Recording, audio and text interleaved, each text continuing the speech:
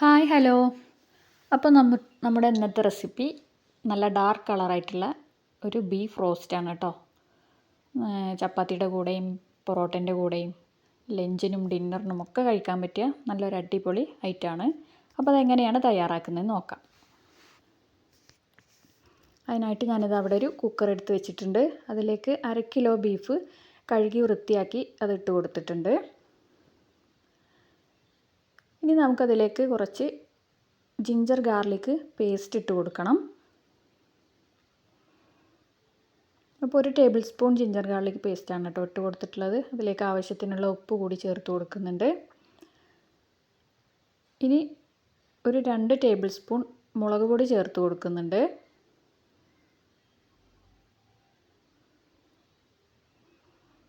ഒരു table spoon മല്ലിപ്പൊടി ചേർത്ത് കൊടുക്കുന്നുണ്ട്. 1/4 ടീസ്പൂൺ മഞ്ഞൾപ്പൊടി. ഇനി അതിലേക്ക് കുറച്ച് വെളിച്ചെണ്ണ കൂടി ഒഴിച്ചു കൊടുക്കുന്നുണ്ട്. ഇനി ഒരല്പം വെള്ളവും കൂടെ ഒഴിച്ചു കൊടുക്കുന്നുണ്ട്. ഒരുപാട് വെള്ളം ഒഴിച്ചു കൊടുക്കണ്ട. ഇതെല്ലാം കൂടി നന്നായിട്ടൊന്ന് മിക്സ് ചെയ്ത് കൊടുക്കണം.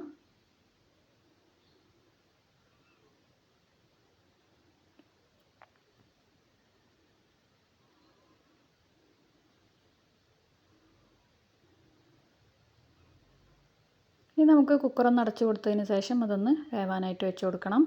എനിക്ക് ഈ ബീഫ് വേവാനായിട്ടൊരു 8-9 വിസിൽ വരെ വേണ്ടി വന്നിട്ടുണ്ട്. അപ്പോൾ എൻ്റെ ബീഫ് നല്ല വേവുള്ള ബീഫായിരുന്നു കേട്ടോ. അപ്പോൾ നിങ്ങൾ വാങ്ങുന്നത് എങ്ങനെയാണെന്ന് നോക്കിയിട്ട് അതിനനുസരിച്ച് വേവിക്കുക. അപ്പോൾ നമ്മുടെ ബീഫൊക്കെ ഒന്ന് വെന്ത് വന്നിട്ടുണ്ട്.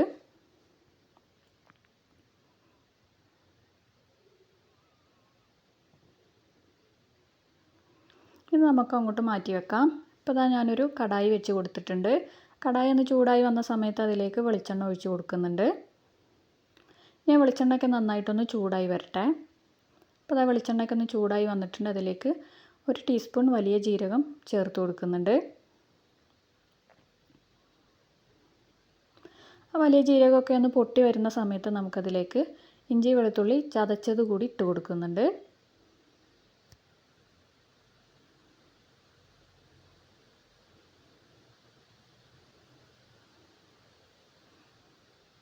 ഇതൊന്ന് നന്നായിട്ടൊന്ന് വഴറ്റിയെടുക്കണം.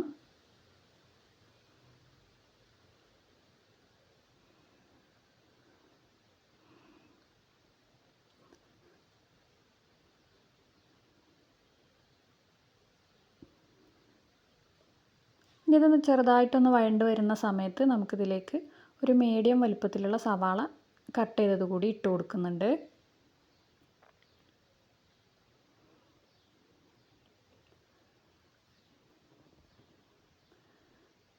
ഈ സവാളയുടെ കളറൊക്കെ ഒന്ന് മാറി വരുന്നത് വരെ നമ്മളിതൊന്ന് വഴറ്റിയെടുക്കണം കേട്ടോ.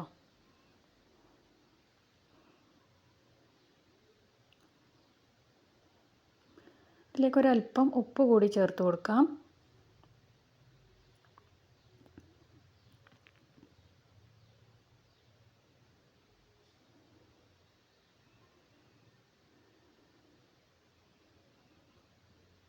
ഇനി ഇതിലേക്ക് 2 വറ്റൽമുളക് ചെറുതായി കട്ട് ചെയ്തത് കൂടി ഇട്ട് കൊടുക്കുന്നുണ്ട്. ഇതെല്ലാം കൂടെ നന്നായിട്ടൊന്ന് വഴറ്റിയെടുക്കാം.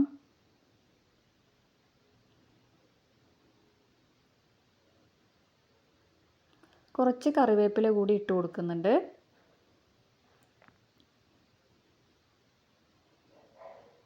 അപ്പോൾ നമ്മുടെ ആ സവാളയുടെ കളറൊക്കെ ഒന്ന് മാറി വരുന്നത് വരെ നന്നായിട്ടതൊന്ന് വഴറ്റിയെടുക്കണം. അപ്പോൾ ആ സവാള കളറൊക്കെ ഒന്ന് മാറി വന്നിട്ടുണ്ട്. ഇനി ഇതിലേക്ക് നമുക്ക് 1 ടീസ്പൂൺ കാശ്മീരി മുളക് പൊടിയും 1 ടീസ്പൂൺ മല്ലിപ്പൊടി കൂടി ചേർത്ത് കൊടുക്കുന്നുണ്ട്. ഇനി മസാലയിലുള്ള പച്ച മണമൊക്കെ ഒന്ന് മാറി വരുന്നത് വരെ അതൊന്ന് വഴറ്റിയെടുക്കണം. ഒരു നുള്ള് മഞ്ഞൾപ്പൊടി കൂടി ചേർത്ത് കൊടുക്കുന്നുണ്ട് കേട്ടോ.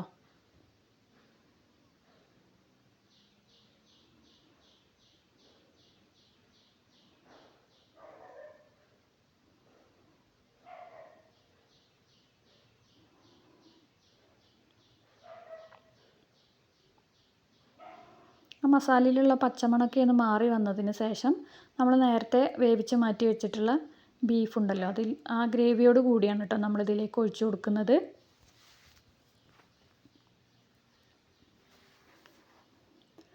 ഇത് നന്നായിട്ടൊന്ന് മിക്സ് ചെയ്ത് കൊടുക്കണം.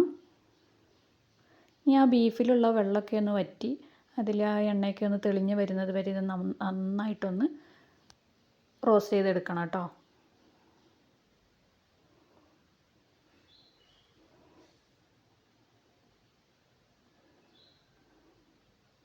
വെള്ളമൊക്കെ ഒന്ന് വറ്റി വരുന്ന സമയത്ത് അതിൻ്റെ കളറൊക്കെ ഒന്ന് മാറി വരും.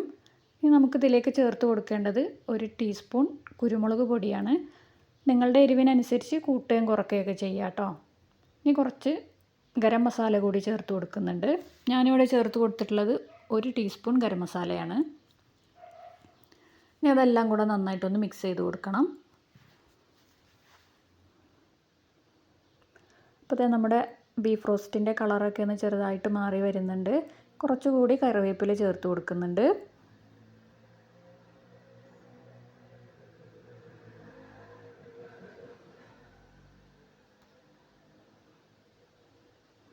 നല്ലൊരു ഡാർക്ക് കളറാവുന്നത് വരെ നമ്മളിത് വഴറ്റിയെടുക്കണം.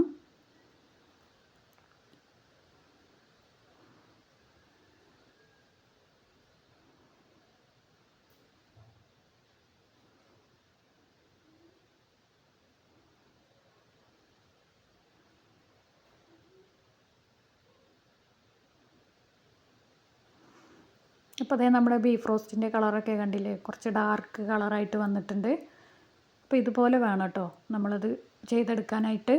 അതിലുള്ള വെള്ളമൊക്കെ ഒന്ന് വറ്റി എണ്ണ തെളിഞ്ഞ് വരുന്നത് വരെ ഇതുപോലെ ചെയ്തുകൊണ്ടിരിക്കണം.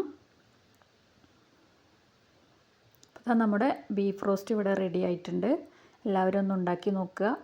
ഉണ്ടാക്കി നോക്കിയിട്ട് നിങ്ങളുടെ അഭിപ്രായങ്ങളൊക്കെ അറിയിക്കണം കേട്ടോ. അപ്പോൾ നമ്മുടെ ചാനൽ ആരെങ്കിലുമൊക്കെ സബ്സ്ക്രൈബ് ചെയ്യാതെ കാണുന്നവരുണ്ടെങ്കിലൊന്ന് സബ്സ്ക്രൈബ് ചെയ്യുക. നിങ്ങളുടെ ഫ്രണ്ട്സിനും ഫാമിലിക്കൊക്കെ ഒന്ന് ഷെയർ ചെയ്ത് കൊടുക്കുക. വീഡിയോ ഇഷ്ടപ്പെടുകയാണെന്നുണ്ടെങ്കിൽ ലൈക്ക് ചെയ്യാനും ഷെയർ ചെയ്യാനും മറക്കരുത്.